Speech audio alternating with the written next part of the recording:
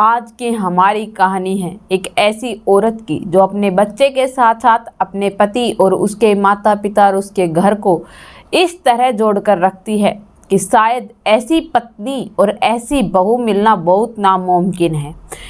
एक औरत जो कि सिर्फ अपने घर को तोड़ना ही जानती है, लेकिन वह लड़की ऐसी नहीं थी। वह अपने परिवार के साथ साथ सभी की केयर करना, सभी की ज़रूरतों को नज़र में रखना उसे बहुत बखूबी पता था। सीमा नाम की एक लड़की जो कि नई नई शादी कर कर एक नया परिवार उसे मिला था, नए माता पिता, एक पति जो कि उसके साथ रहते थे। सुबह पति अपनी ड्यूटी के लिए जाता था, उसका टिफ़िन भी बनाना रहता था, उसको कपड़े भी देने रहते थे। न जाने कितने काम एक औरत को होते हैं। फिर उसे न जाने कितनी भी दिक्कत हो, बीमारी हो या कुछ भी हो, लेकिन लेडीज़ जो होती है वह बिल्कुल भी नहीं हारती। ऐसी ही थी सीमा। सीमा जो कि अपने घर और गृहस्थी के साथ साथ अपने पति को भी मैनेज करती थी। उसको 3 साल के अंदर एक लड़का हुआ था। लड़के के बाद उसने कोई भी संतान का जन्म नहीं दिया, लेकिन एक संतान होने के बाद, शादी को 4 साल होने के बाद, पति जो कि अपनी पत्नी को तलाक देने की बात करता है। आखिरकार ऐसा क्यों? 4 साल बीत जाने के बाद पति पत्नी को तलाक दे रहा था, जिसमें पत्नी की कोई गलती नहीं थी, जिसमें पत्नी जो कि अपने फर्ज से कभी भी पीछे नहीं हटी। दोनों में बहुत ज़्यादा प्यार था, लेकिन कोई तीसरा शख्स था जिन लोगों ने उसे उसके रास्ते से भटकाने की कोशिश की थी। नमस्कार दोस्तों, मैं Priyanka Yadav crime movement channel पर आपका हार्दिक स्वागत करती हूं। आशा करती हूं आप लोग खुश होंगे, स्वस्थ होंगे, अपना और अपनों का ख्याल रख रहे होंगे। तो आज की हमारी कहानी है सीमा नाम की एक लड़की की, जो कि अपने गृह गृहस्थी को बहुत अच्छे से जोड़कर रख रखा था, लेकिन न जाने किसकी नज़र लग जाती है कि उसका पति एक ऐसा डिसीजन ले लेता है कि उसे हैरान कर देता है। कुछ दिन पहले उसका देवर जो कि बहुत ज़्यादा बीमार हो गया था, उसे अस्पताल में भर्ती करवाया गया। उसका 15 दिन तक अस्पताल में ही इलाज चला, जिसके कारण उसका पति राकेश उसके पास ठहरा था। लड़की बहुत ज़्यादा ईमानदार और बहुत अच्छे चरित्र वाली थी। वह अपने पति से बहुत प्यार करती थी। उसके एक लड़का था, वह उसे भी बड़े ही नाजों से पाल रही थी। धीरे धीरे समय बीतता जा रहा था। उसका देवर जो अस्पताल में एडमिट था, वह वहाँ पर रहता है। अकेला तन्हा होने के कारण वहीं पर एक प्रिया नाम की लड़की थी, जो अपनी माँ को भर्ती करवाकर उसकी देखभाल में लगी हुई थी। उन दोनों की वहाँ पर बातें होती है, मुलाकातें होती हैं, एक दूसरे अपने टिफ़िन शेयर करते हैं, बात करते हैं, फ़ोन नंबर्स भी आपस में एक दूसरे के ले लेते हैं। डिस्चार्ज होने के बाद लड़की अपने घर चली जाती है, लड़का अपने भाई को लेकर अपने घर आ जाता है। राकेश अब प्रिया से बहुत ज़्यादा बातचीत करने लगा था। उसके साथ उसे टाइम स्पेंड करना अच्छा लगने लगा था, जिसके बाद शायद अब न जाने सीमा की ज़िंदगी में कौन सा तूफान आने वाला था।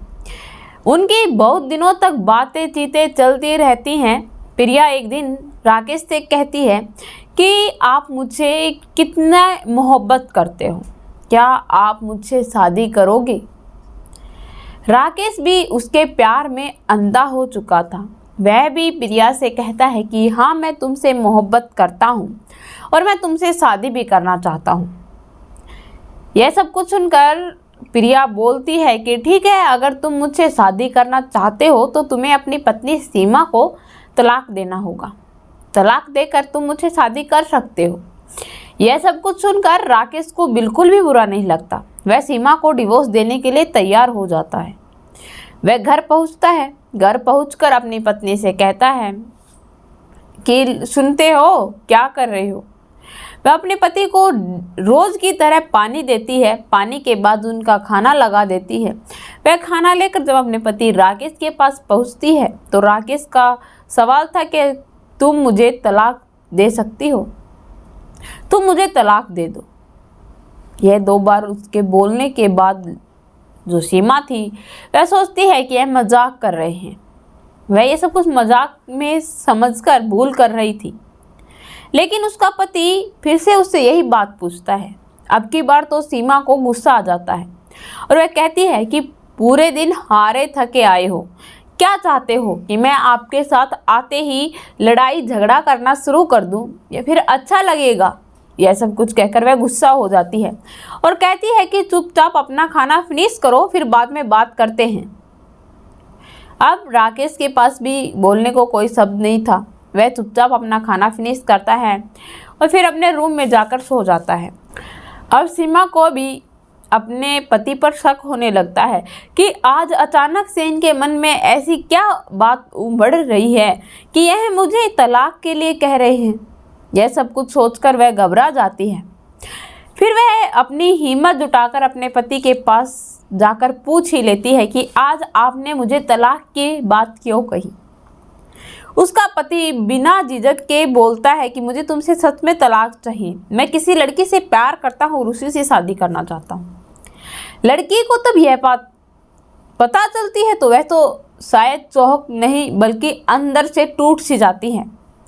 वह अपने मन ही मन सोच रही थी कि मैंने इनके लिए क्या क्या नहीं किया। मैंने अपनी ज़िंदगी सारी इनकी ही सेवा में लगा दी, इनकी गृह गृहस्थी बसाने में लगा दी, और शायद आज मुझे इतना दुख नहीं होता अगर मैं भी अपनी ज़िंदगी के अंदर कुछ ऐसा काम करती और फिर मेरे साथ ऐसा होता। मैंने अपनी ज़िंदगी में कभी भी अपने पति के अलावा किसी इंसान को अपनी ज़िंदगी में जगह नहीं दी, लेकिन मेरे पति ने मेरे साथ इतना बड़ा विश्वासघात किया है कि शायद मैं इस सदमे को झेल भी नहीं पाऊँ। लेकिन उसकी आंखें तो आंसुओं से नम हो जाती है, लेकिन वह कुछ बोल नहीं पाती। थोड़ी देर बाद सब्र का घूंट पीकर वह अपने पति से कहती है कि ठीक है, अगर आप चाहते हो कि मैं आपको तलाक दूं तो मेरी एक शर्त है।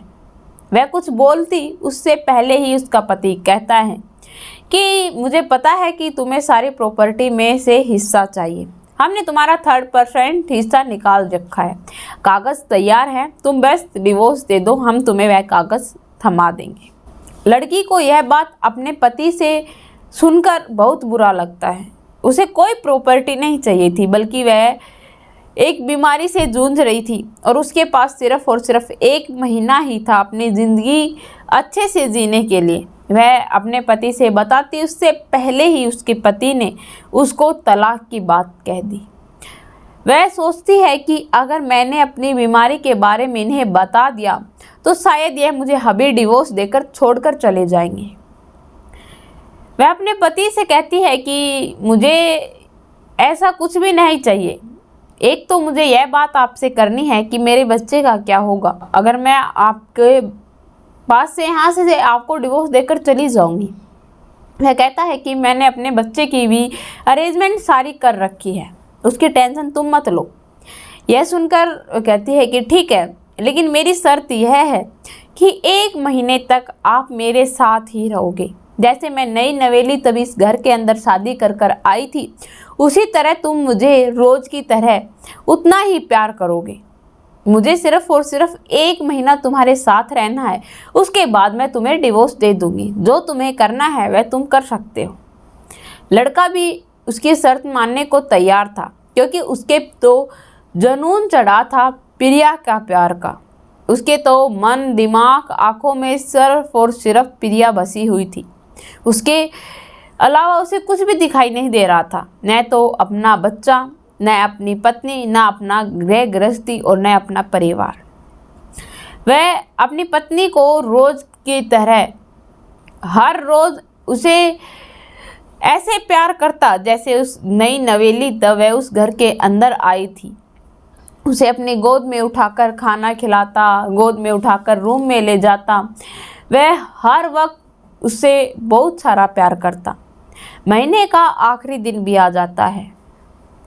लेकिन राकेश को अब अपनी गलती का एहसास हो चुका था। वह अब चाहता था कि वह अपनी पत्नी के साथ ही रहे, क्योंकि उसे महसूस होता है कि मैं अपनी पत्नी से इतना प्यार करता था। लेकिन न जाने मेरी जो भावना थी, जो उस लड़की के साथ न जाने कहाँ जाकर ऐसे राह पर मैं भटक चुका हूँ, जो कि मेरे लिए बिल्कुल भी ठीक नहीं है। मेरी पत्नी ने मेरे लिए बहुत सारा संघर्ष किया है। उसने मेरे साथ मेरे परिवार को भी जोड़ा है, एक बच्चे को जन्म दिया है। एक बच्चे को जन्म देना कोई मामूली बात नहीं है। जब एक औरत अपने बच्चे को जन्म देती है तो वह मरकर जीती है, उसका फिर से पुनर्जन्म होता है। यह सब कुछ वह अपने मन ही सोच ही रहा था। फिर उसे एक ख्याल आता है और वह अपनी कार लेकर प्रिया की घर की ओर चल पड़ता है। प्रिया के घर पहुंचने के बाद वह प्रिया से कहता है कि प्लीज़ मुझे माफ़ कर देना, मैं मेरी पत्नी को तलाक नहीं दे सकता और मैं तुम्हारे साथ टाइम स्पेंड नहीं कर सकता। मैं कुछ देर के लिए बहक गया था, लेकिन अब मुझे अपनी गलती का एहसास है। मैं अपनी गलती का पछतावा करना चाहता हूँ। यह सब कुछ कहकर वह वहाँ से तुरंत वापस चल पड़ता है, लेकिन प्रिया पीछे से आवाज़ लगाती रह जाती है कि तुम मुझे यूँ बीच सफ़र में छोड़कर नहीं जा सकते हो।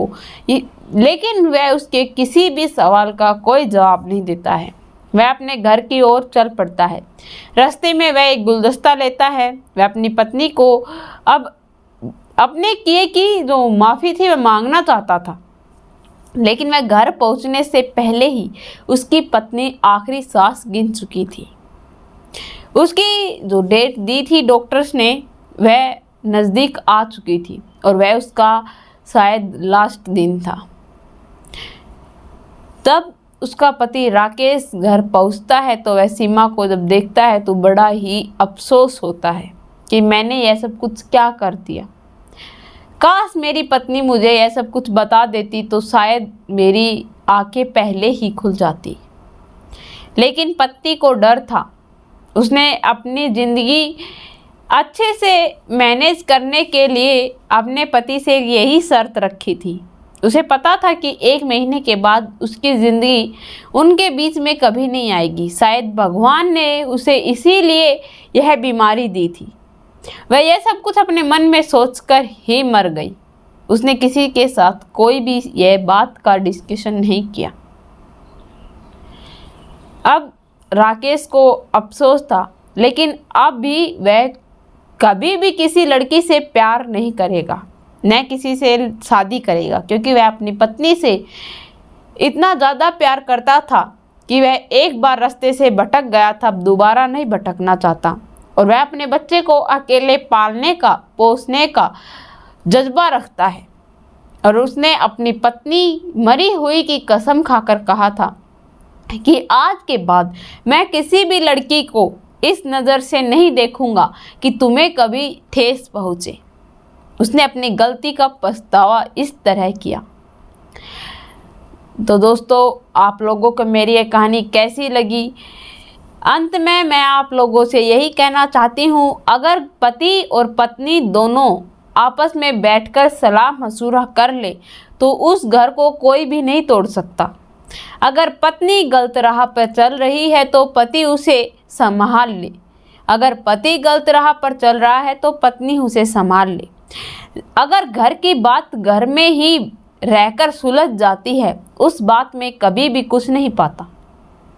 वह बात शायद आप लोगों के लिए एक दिन बहुत सही साबित होती है। कुछ देर का गुस्सा सारी ज़िंदगी को तबाह कर डालता है। तो आप लोगों का इस कहानी के बारे में क्या राय है, कमेंट में लिखकर ज़रूर बताना। मेरे चैनल को सब्सक्राइब करना, बेल नोटिफिकेशन को ऑन करना ताकि ऐसी हर वीडियो जल्द से जल्द आप लोगों तक पहुंच पाए।